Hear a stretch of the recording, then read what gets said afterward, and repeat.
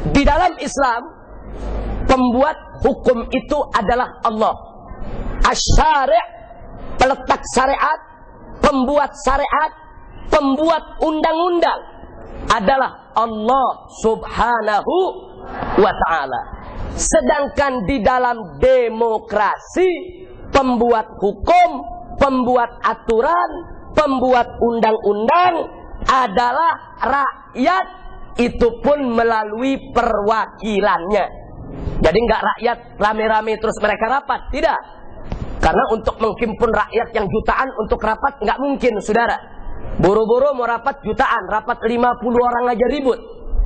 Nah karena itu akhirnya diambil jalan apa?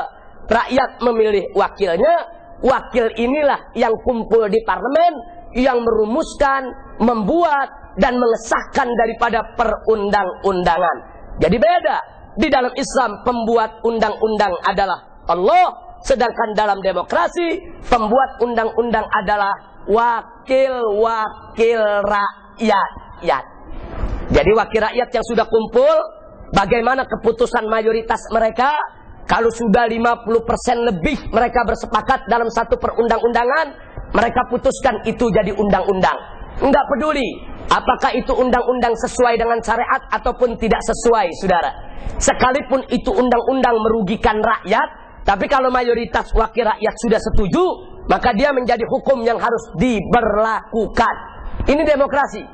Jadi demokrasi terserah mayoritas daripada wakil rakyat yang membuat undang-undang.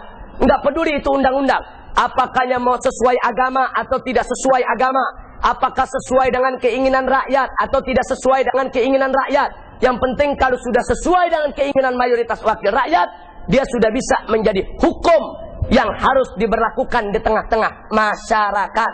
Sedangkan dalam Islam, hukumnya adalah syariat Islam.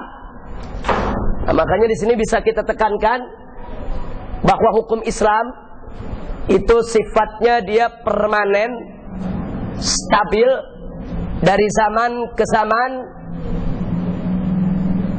tidak akan berubah kecuali di dalam persoalan ijtihadiyat, saudara.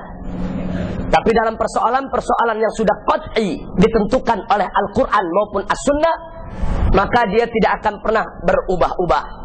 Nah, akan tetapi kalau undang-undang yang disepakati mayoritas wakil rakyat, ini akan selalu berubah-ubah dari satu zaman ke zaman yang lainnya. Kita bisa lihat dulu di Amerika Serikat, sekitar tahun 30-an, ada undang-undang anti minuman keras. Minuman keras dilarang.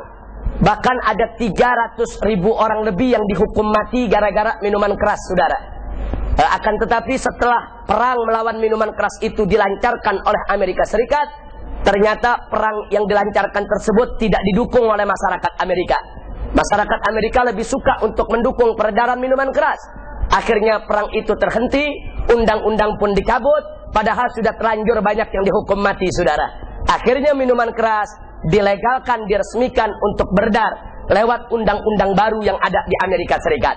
Jadi kita bisa lihat, jadi dalam perundang-undangan demokrasi, hari ini bisa haram, besok bisa halal.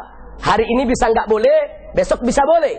Tapi kalau dalam Islam tidak. Dari zaman Nabi Muhammad SAW minuman keras itu haram, sampai hari kiamat tetap dia akan haram, saudara. Nah, jadi nggak berubah-ubah, stabil itu hukum. Jadi apa-apa yang sudah ditentukan dan ditetapkan oleh Allah dan Rasulnya itu stabil, tetap tidak boleh diubah.